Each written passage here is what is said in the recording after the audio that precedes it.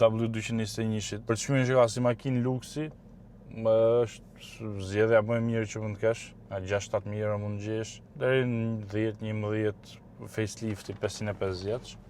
Për të qenë janë makina të rehatshme, të forta, të shpejta kujdo, ekonomike kur i kthe me gaz, po duan mirëmbajtje. Kanë qenë makina shumë të shtrenjta, edhe pjesët i kanë të shtrenjta edhe mund të jenë neglizhu duke kaluar nga dora në dorë.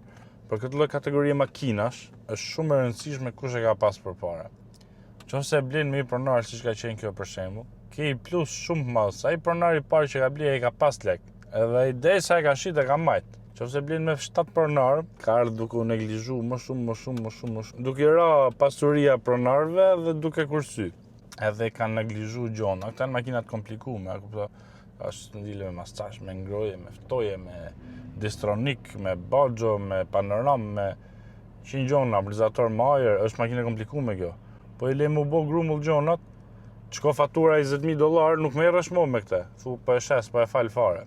Po mu ka pëlqyer kjo shumë se është origjinale, edhe ato dritat mrapa nuk i kanë vu ato me pika LED i ka me shirit mes ndame. Që të kishit zgjedh midis atetës D3-sh, W221-shit, apo seri 765, se F01 që ka dalë më vonë. Thoni cilin të kishit zgjedh nga këto.